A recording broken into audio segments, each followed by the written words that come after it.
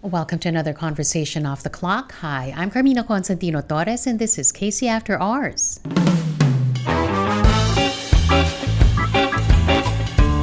May joy kang naramdaman sa pag-perform. And actually that's the same type of joy I also get every day when I go up the stage, when I emerge from the Family Feud stage. It's the same feeling na nakukuha ko that first time. So hindi ko makakalimutan yon. That was the point na sineryoso ko siya.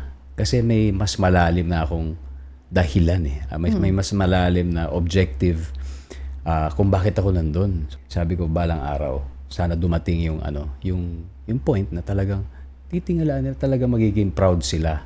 Ito yung trabaho ko. Ito yung marangal na trabaho. Masaya akong ginagawa ito at gusto kong gawin ito panghabang buhay. Being in media, kakaiba rin yung platform na meron tayo. And I think it's a powerful tool na kailangan talagang respetuhin at alagaan. Ang bottom line dito ay we are all humans. And mas mahalaga doon, pareho tayo mga Pilipino. Para sa akin, yung talaga yung pinaka-rurok ng kasamaan. Pero higit sa lahat, syempre, pinakikinggan ko si Mrs. Kung ano sabihin ni Mrs. Believe ako sa instinct ng aking Mrs. Ang malinaw sa akin, what is in my heart right now, is that I want to serve my community. His start was an almost textbook beginning. He entered the industry by appearing in commercials, went on to becoming a teen star, then on to becoming one of the country's most bankable leading men. Pero hindi lang siya aktor, siya'y producer, direktor, leader ng industriyang kinabibilangan niya. Bukod pa sa pagiging asawa at ama. A pretty perfect formula to just wait for the other shoe to drop. But not with Ding Dong Dantes. Because with every single thing he does, the more time and intention and purpose he has. Which only tells me that the answers are in and the survey says he's in this for the long haul. Joining us today, Ding Dong Dantes. Ding Dong Dantes in the podcast. Thanks for making time for us. Thanks, Carmina. I mean, I know how busy you are. Nakakataba ng puso na nandito ka. Walang anuman. And apologies. Alam mo, tagal na dapat to kaso pasensya na talagang. Ang busy eh. Oo, nagpatong-patong yung mga schedule sa teleserye, mga ganon, parenting, di ba? But I mean, I guess that's one thing that people should know about you. If they don't already know, when you say something, you mean it. Oh. Kaya naman ako, nag-intay lang. Hindi naman ako nagpa-pressure eh. Hintay lang. Sinabi naman niya, hintay lang tayo. Tama, parang last year pa yun na Ganun ba? Parang Dapat pala, nangulit ako. Last year pa pala. But really, thanks. Tsaka, kung last year kasi yun, baka hindi kita nabati ng happy 30 years. Uy, nag-research ka din, ha? Kita ko. May sila linya-linya. Yeah. Sa linya-linya. Oo. 30 years. Imagine. Okay, so we know the beginning, right? Started off commercials, eventually, you're this big star now. Pero kailan ba, if you can pinpoint to it, kailan ba naging seryoso si Ding Dong Dantes dito sa craft, sa industriya, sa kung ano yung pwede niyang ibahagi? Nagsimula ako 3 years old. Gumawa ako ng mga commercial noon hanggang sa siguro dumating ako ng mga 7. Tapos may awkward stage na kapag nagka-casting na parang ayoko na kasi alanganin na yung pre-teen papuntang teens. So pero yung early part of that childhood, alam ko na nag-on cam na ako. And siguro early on, alam kong parang meron akong certain comfort level kapag nasa harap ng camera. Alam mo na. Baka, parang matik. Siguro dahil tinitraining din ako ng mga tita ko pag may party. Sige nga, ikaw nga si ano ka nga dyan, mag-perform ka nga dyan. Game ka naman. Game naman ako.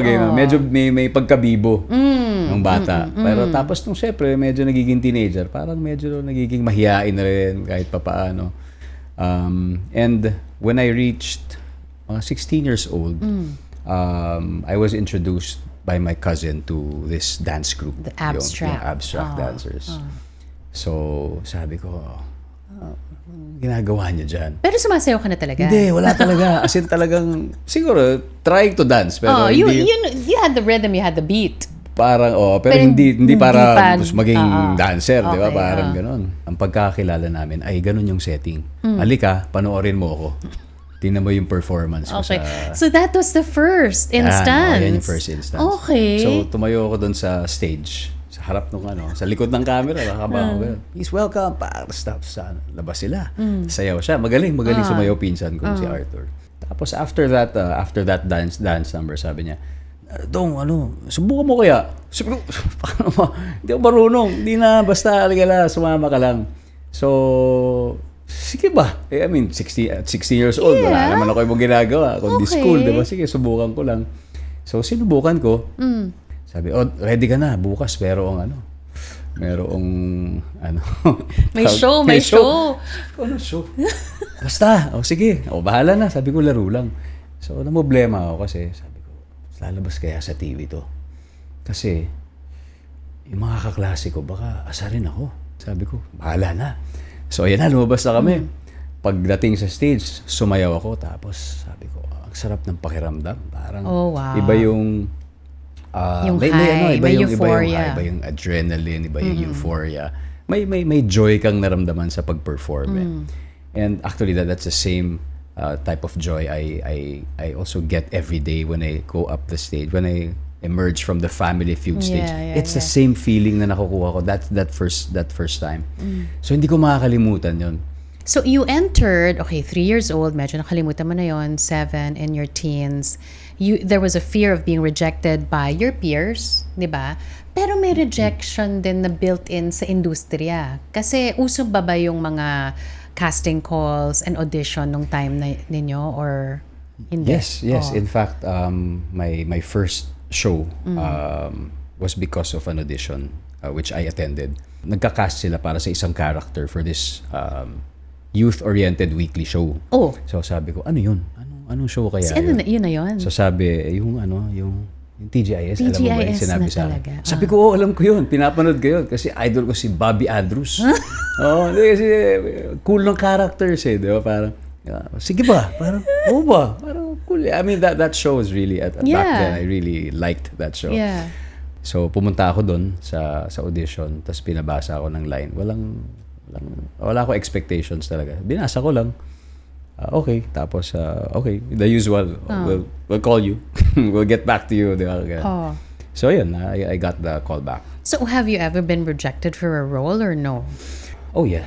Meron? Maybe rejected, not in the sense that I auditioned for it, but because I expected, because it was promised. Parang ganun. And how does a Ding Dong Dantes deal with a promise that was not devastated. Siyempre, talaga. I was young back then. I didn't really understand the reasons why.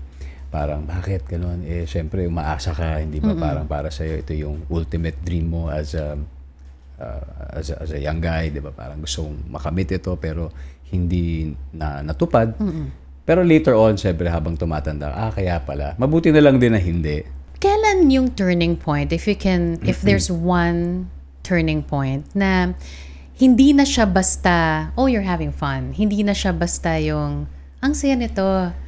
Pero naging seryoso ka na, I can give more of myself here and this is who I am now. I think that was when I realized that, tama ka, that there is a greater reason why I was put there in the first place. Kasi talagang nilalaro ko lang talaga noon. Di ba? Yung pagsasayaw, tapos nung mga nag-TGIS na ako hanggang sa Ana Karenina, yung Sunday show naman.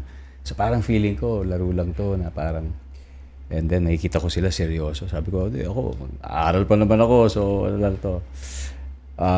But then, dumating kasi yung point na feel ko growing up that it wasn't easy to raise kids and bring them to schools, nice schools. Kagaya nung sa akin. Pati mga kapatid ko. 5 kasi kami magkakapatid. Wow.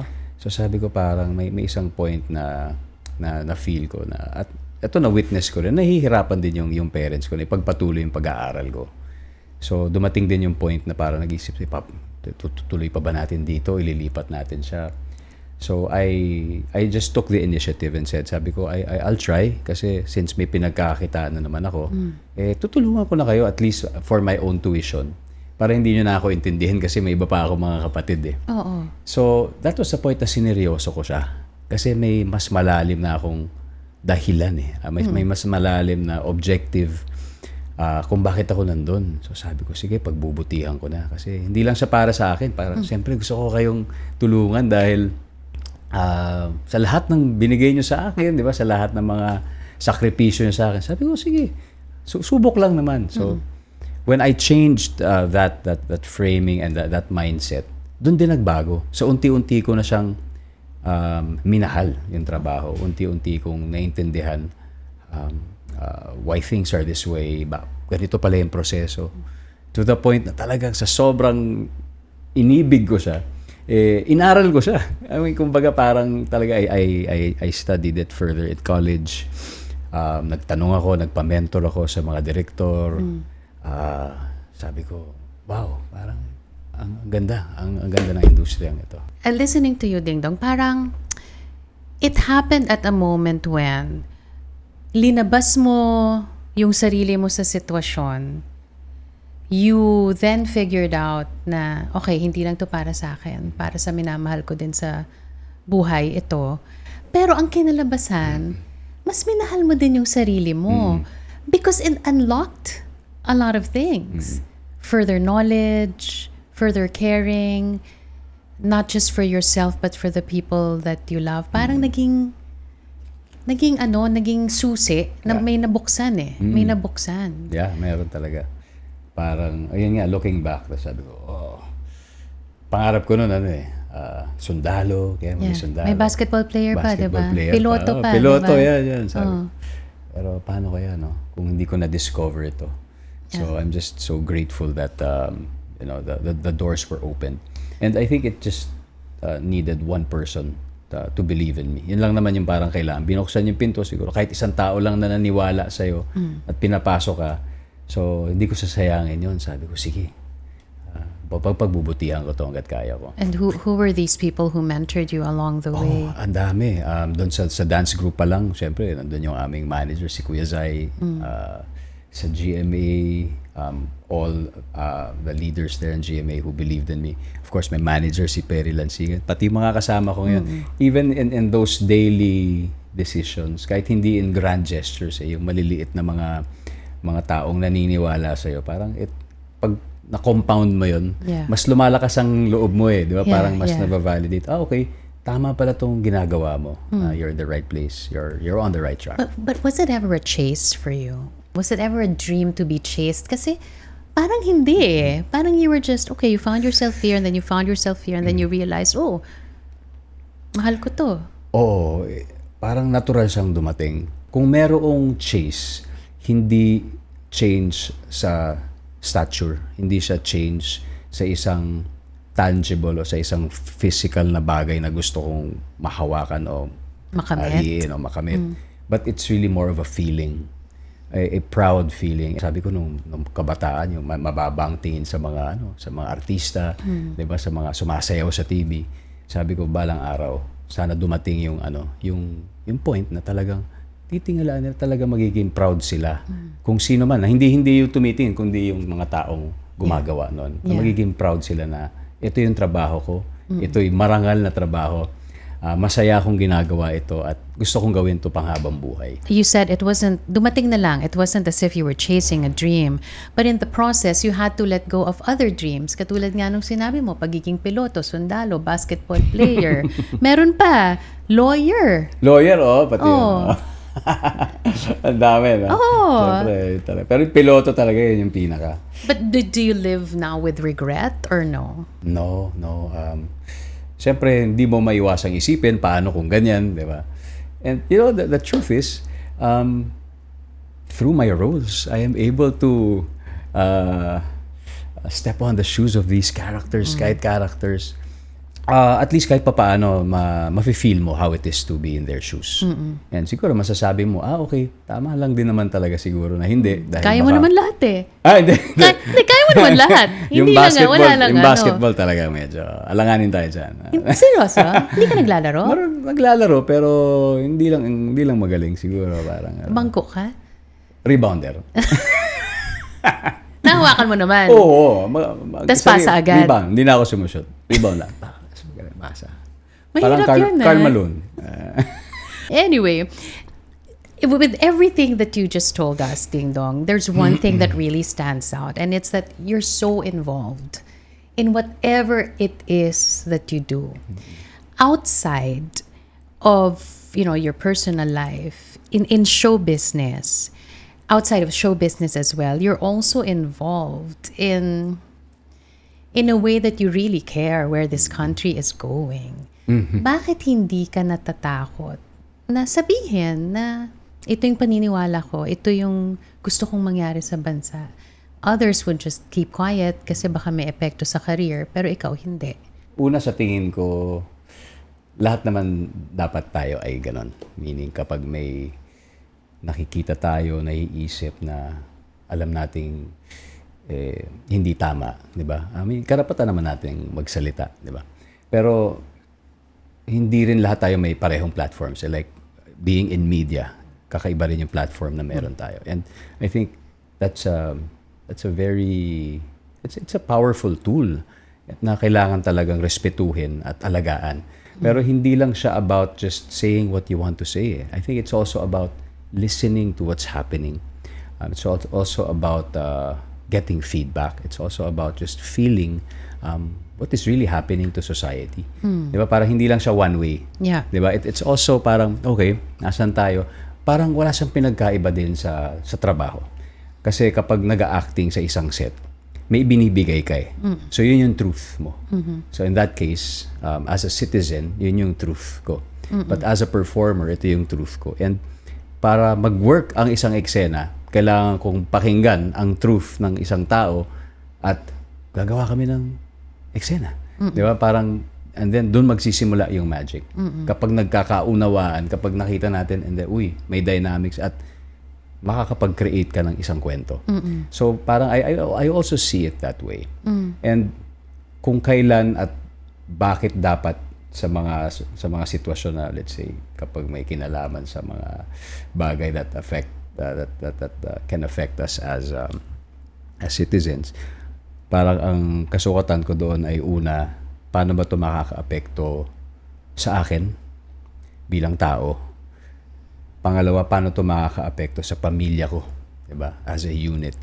And lahat hindi lang kay Marian, kundi sa mga anak ko, paano ito makakaapekto sa aking community on that level. And in my case, it is the entertainment industry and the actors community. And finally, paano siya makakaapekto sa bansa in general? And if it cuts across all these layers and dimensions, and then the answer is, yeah, I think it is the proper time to say something. And it's just about saying it. Hindi naman para wala lang. Para lang at least kahit papaano yung perspective mo ay siguro makita at hopefully kahit papaano may makarinig at siguro pag nakitaan nila na medyo may point naman, and then we will consider. Pero without any expectations naman, that I'm always right. It's wonderful what you said about knowing knowing each other's truths and understanding. Sabi mo kanina, hindi siya one way. Alam naman natin yung pinagdaanan natin ng mga nakaraang mga taon. It seems like all these conversations are happening in silos na hindi tumatawid para intindihin yung kabilang panig. Vice versa. Gaano ka-importante sa'yo na kahit hindi mo pinaniniwalaan kung anong pinaniniwalaan nila, ay malaman din kung bakit nila pinaniniwalaan yun. Mahalaga siya kasi ang basic, ang bottom line dito ay we are all humans. And mas mahalaga doon, pareho tayong mga Pilipino.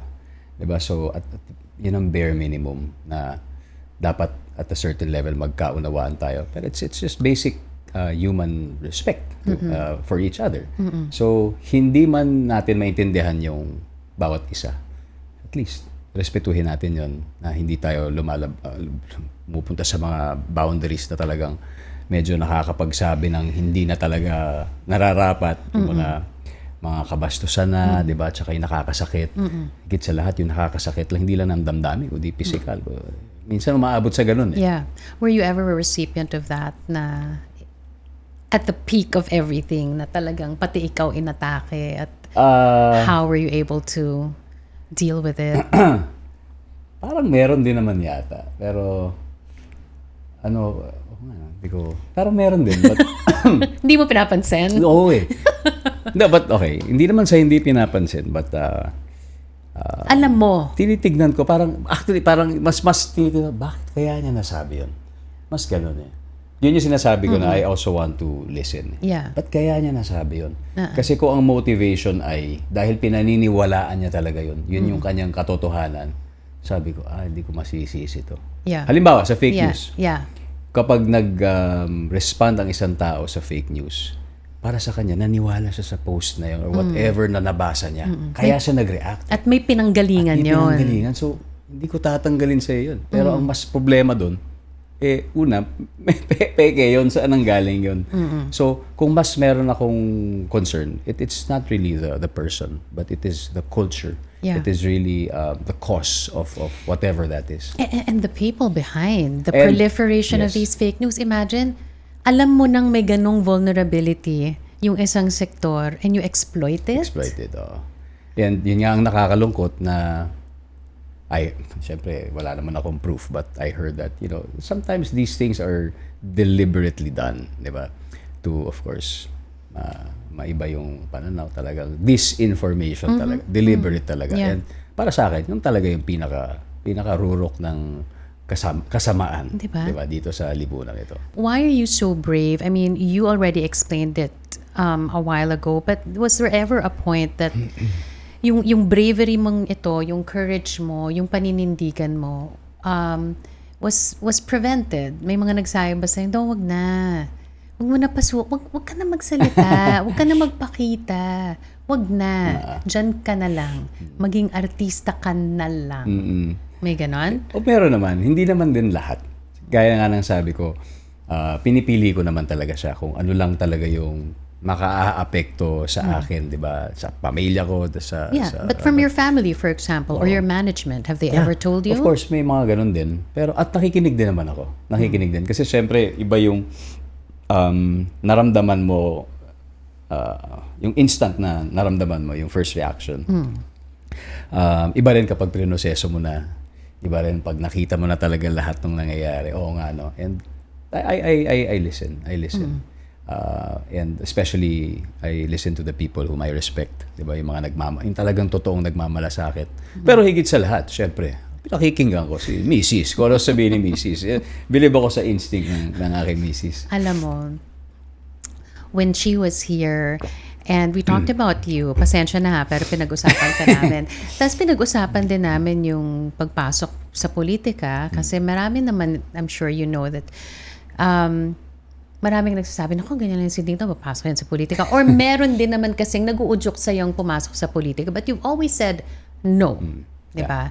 Yung decision mo na yon to say no, is it based out of what? Out of fear? Out of knowing yourself fully na alam mong hindi ikaw yan pag pumasok ka?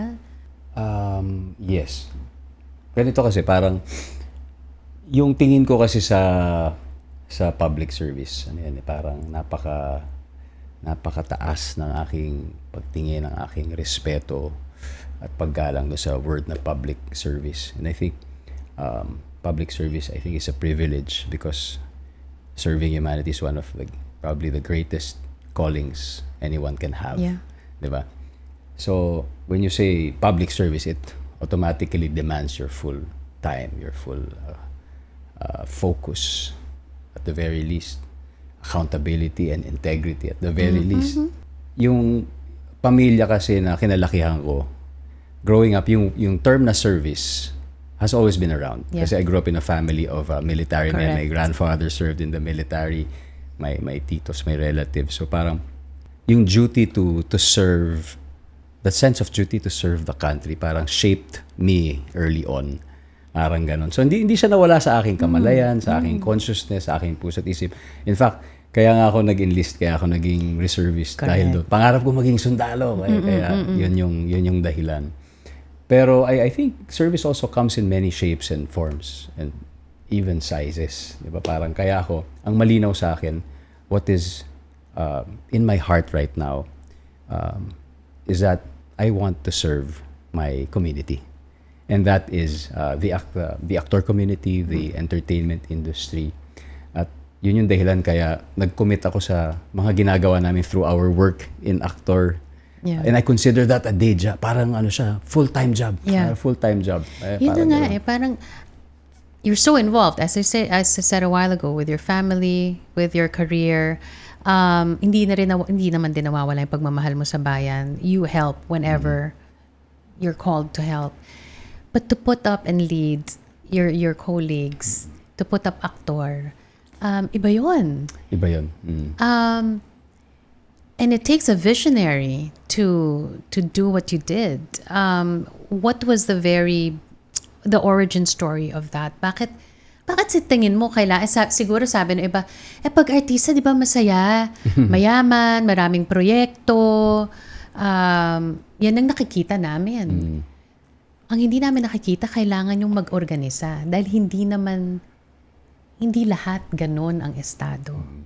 So what was the origin story behind it? Well, una-una hindi lang ako yun, marami kami, Carmina. It was a group of around 20 plus actors that got together one evening in 2020 during the pandemic. It was May 2020. So more than 5 years ago. So nag-usap-usap lang kami kasi syempre nung kasagsagan ng pandemic, hindi lang naman yung industriya natin yung medyo yung parang nakabinbin, di ba? Na parang ano yung mangyayari sa atin, maraming fears, ang daming uncertainties. Hindi natin alam kung ano na gagawin natin bukas, magkakatrabaho pa ba tayo, yung kalusugan natin, kamusta. So, that night, we were just there for one another. Nakinig lang kami sa bawat isa. And napagdesisyon na, alam mo, mas maganda siguro kung gawin nating solid yung samahan ng yung mga actors na muna. And so that we can collectively at first ask, di ba, our partners, our stakeholders, ano na ba kaya mangyayari sa atin, sa industriya natin? How can we help? Yun muna. How can we contribute?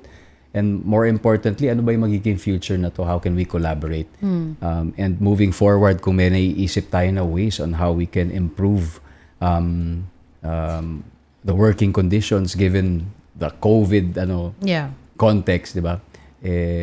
Let us know. Then we can work together. Let's collaborate. Doon nag-umpisa. And napagdesisyonan nung first 20 plus na tao na yon na sige, let's put up an organization. Let's formalize this. The objectives were simple. Protection and just belonging to a community. Parang having a sense of community lang amongst the actors. Why was it important to have that sense of community between and among all the actors in the country? Ba't importante? Mahalaga kasi minsan kapag mag-isa ka sa nararamdaman mo, hindi mo alam na tama ba itong nararamdaman ko? Ano kaya mga solusyon na pwede kong gawin dito? Lalo na siguro hindi naman lahat ay kabilang sa isang malaking organization or network. Maraming actors na hindi naman sila represented by a manager, di ba? Na sarili sila. So, may mga bagay na gano'n. Pero kapag collectively nag-share kayo ng inyong mga pinagdadaanan and more than struggles, ang nakakatuwa ay we shared our dreams for not just for the industry but for each other. Yun yung ang sarap ng pakiramdam na naririnig mo na ito yung pangarap ko para sa atin. So wow. Ano siya kakaiba kasi sometimes, not sometimes, most of the time the image is that when you hear of actors and your industry, competition, rat race, unahan sa role, unahan sa kung sinong makakamit nung pangarap niya as an individual. But you're telling me, in this group, you actually dream for each other. Yes. Oo, parang That's ito yung amazing. pangarap natin para sa isa't isa. So, paano natin gagawin kaya ito? So, yun yung isa sa mga driving force ng organisasyong actor.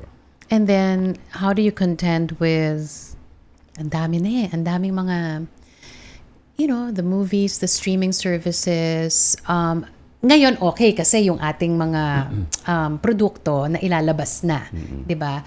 Pero malakas din yung influence externally. So, ang aktor, halimbawa, how do you face that? Yung grupo nyo, how do you intend to face the external forces?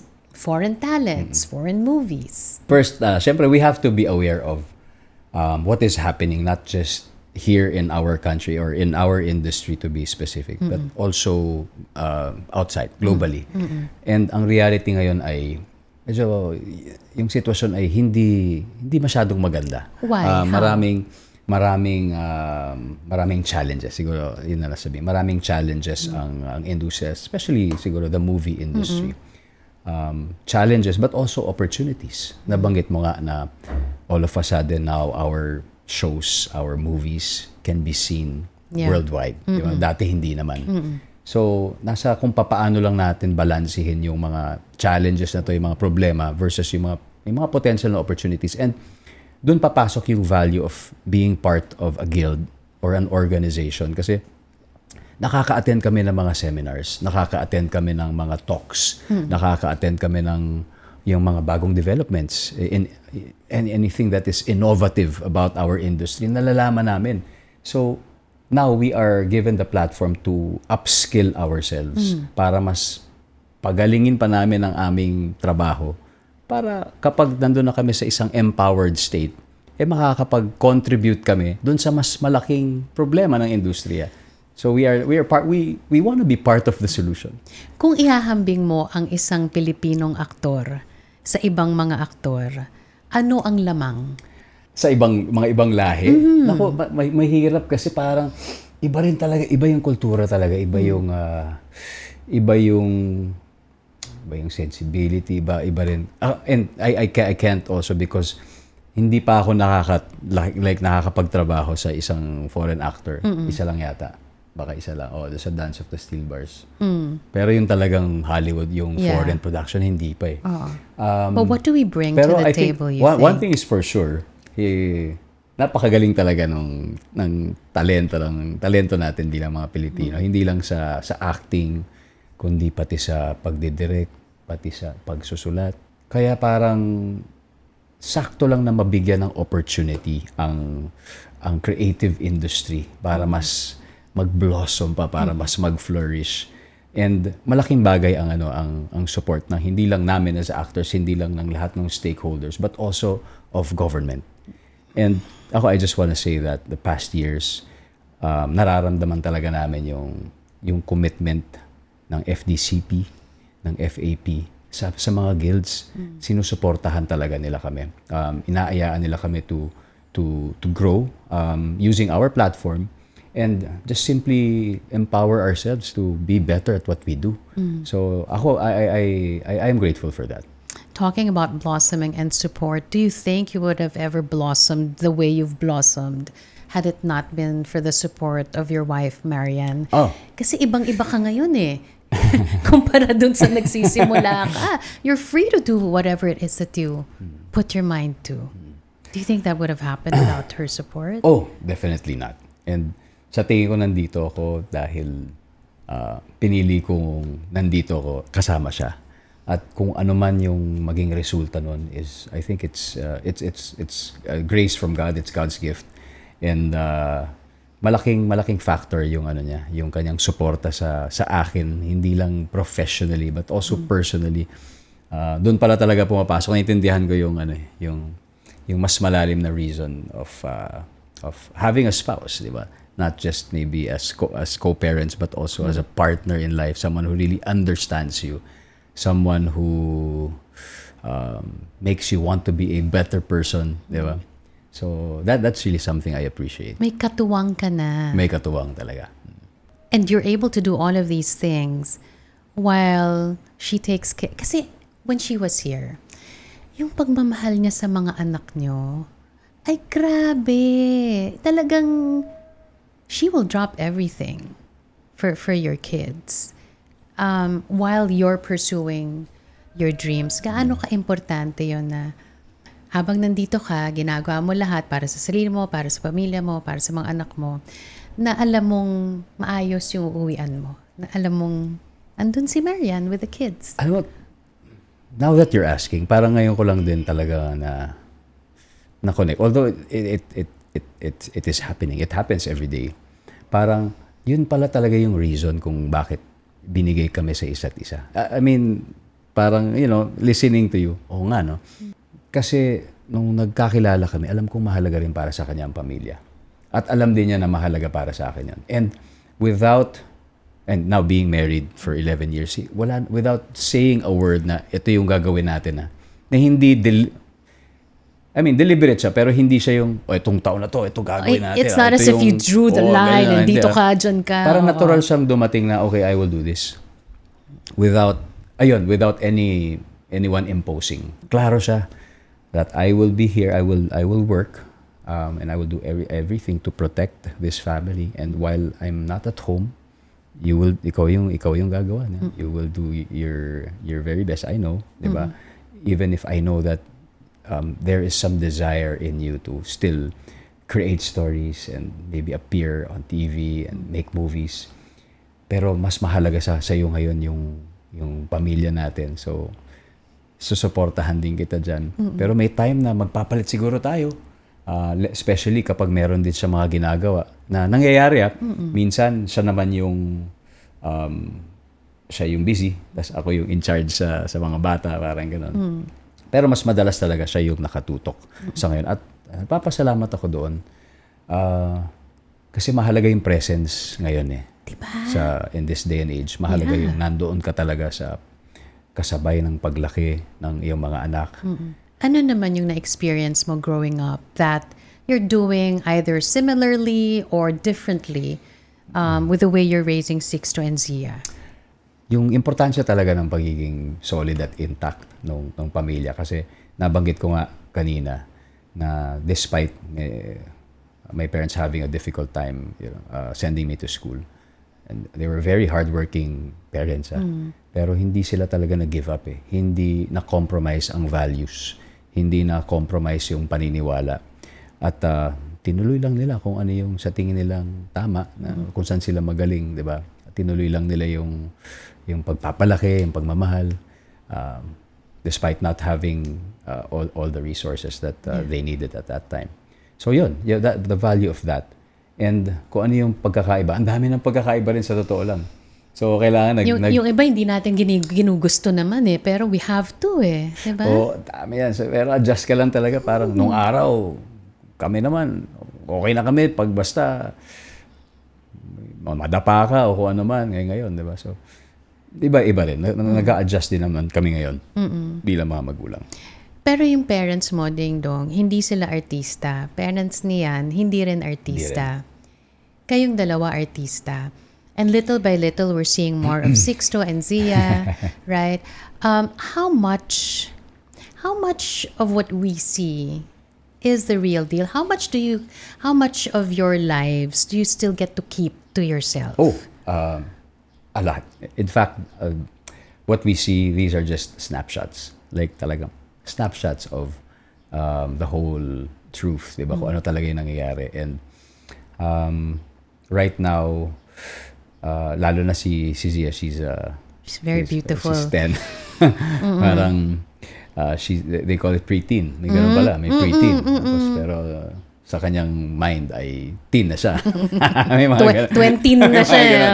So we want to make sure that we protect that space also for them. Pero kapag may mga bagay na gusto din nila gusto nilang gawin, si Zia gusto talaga niya mag-perform. So minsan may mga opportunity para mag-perform siya on stage with an audience. So kami pa yung nagsabi, wait, parang pag-usapan muna natin ito. Baka hindi. Pero dahil nanggaling sa kanya na gusto niya, then ando kami para suportahan. Pero syempre at least it's still within parameters. Diba? Nandun pa rin kami to protect. Si Sixto naman, medyo talagang nasa stage pa lang siya na ini-enjoy lang muna niya talaga. Baby pa siya. 6 years old. Yeah. Like kung may commercial, parang gano'n. May kumuha sa atin. Gusto mo ba? Parang gano'n. Yeah! Gusto ko. Tapos tinesting namin minsan. Hindi namin sinama. Parang, hey, ba't wala ako dyan? Gusto ko sumama sa ganyan. Okay. Ganyan. Okay. Pero siyempre, may hangganan din yan. May hanggang certain age lang din. But do they realize how big of a star their parents are? How you're two of the country's biggest stars. Sinasabi niyo ba yun? Ano ba nila yun? Ano ba nila? Paano kayo pag gigising sa umaga, pupunta sa school, uwi, daddy's home, I mean, like, mom's home? Like, yun, ganun lang. Like, But do they kung know? Well, They know? How much do they know? how much do they know? Dumating sa punto na kinailangan namin ipaalam talaga sa mga anak namin kung anong ginagawa namin. Kasi, I mean, inevitable na siguro masabi ng kaklase o Yeah. makita. Sa nangyari, nanonood sa YouTube, oh, ikaw yan ah. Parang ganyan. Tsaka syempre, parati parati akong wala. Sa, what's your work? What do you do? So one day dinala ko sila sa sa studio. Sa Family Feud, sabi ko, ito yung ginagawa ni Daddy. Ito yung office, kumbaga parang gano'n. Mangha sila. Wow! So alam nila. So pag wala ako sa bahay, alam nila, Family Feud. So kung may iba akong gagawin like a movie. So what's this now? It's a movie. A movie? Netflix? Parang gano'n yeah, you'll be in Netflix. Yeah, GMA, yeah, et cetera. Yeah, oh wow, that's so cool. So now, dahil ini-introduce namin sila sa ginagawa namin, mas meron na kami ngayong, dapat lahat ng ginagawa namin ay karapat-dapat para maging proud yung mga anak natin later on ha. So hindi lang siya basta-basta na sige, gagawin lang natin dahil hindi natin napag-isipan na hindi pala okay. Hindi ba? Kasi minsan may mga ganun eh. Na hindi bagay sa'yo. Hindi ba? May ganun. So, very intentional na yung lahat ng proyektong ginagawa. And anything and everything for that matter. But do you know this industry, Ding Dong? You know how good it can be. You know how awful it can be as well. Wala bang pangamba na unti-unti na nga silang pumapasok sa mundo nyo? Are there any fears kung talagang magtuloy-tuloy yan? Siyempre may restrictions. Sa ngayon, kailangan tapusin nila ang kanilang pag-aaral or up to a certain age maybe. Kung magiging desisyon nila yun later on after finishing their studies, then that will be their choice. Pero ang mahalaga ngayon, makita nila ang options. Makita nila yung side namin ng magulang nila, ako tsaka yung mami nila kung gaano kami ka-proud sa ginagawa. We have to, because we are proud. We are proud of what we do. Kaya ko nga sila dinala doon. Kaya pinapakulang na lang dalhin ko sa shooting set pero hindi pa pwede kasi bawal din eh. Pero minsan baka pag may pagkakataon, I want them to see the process, understand the process and appreciate it as much as I did before. But maybe not yet. It's all about also providing them with options na hindi lang ito. Yeah. Pagdating sa sports, pagdating sa music, kung ano yung kaya naming ibigay sa kanila pagdating sa guidance, and then syempre with the proper guidance at sila na yung pipili later on. So career wise nasa sa kanila yun kung ano man ang gustuhin nila pag nasa tamang edad, basta 100% is that Marian and I will be there to support them and guide them. Down the line, sila ng tagapagmana ng bansang to, diba? Yung mga anak natin, yung henerasyon nila. May pangamba ka ba, Ding Dong, given that you're so in tune with the times and you know what's happening? Is there a fear now of the kind of country that they will eventually inherit pag panahon na nila? Tapos ganito pa rin yung nangyayari. Anong pangamba kung meron man? Meron. In fact, sobra yung pangamba at pangamba, lungkot at parang panic, 'di ba? Na kung walang malaking pagbabago mangyari, nakakalungkot na ganito yung mundong mai-inherit nila ng ating mga anak, 'di ba? Ng susunod na henerasyon.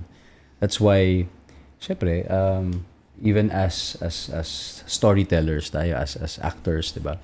As people in media, parang it's good that we show the realities of today through the characters we portray, diba? Through the stories that we tell.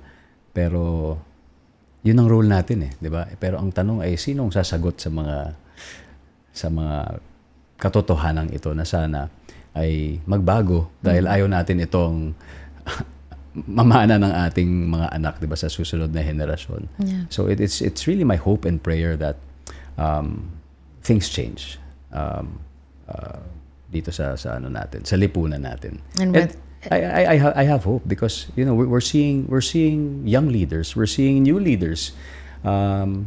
Kahit na alam nating may challenges katulad ng mga nabanggit kanina, mayroong opportunity for the good ones to lead. And yun ang dasal ko na sana, 'di ba? Yung mapuno na mga mabubuting leader. Hindi lang yung bansa, kundi sa industriya, sa lahat, 'di ba? Sa lahat ng mga ginagawa natin. Well, Ding Dong, throughout this conversation, you've proven that you're very present when it comes to the industry, country, your family, most especially your marriage.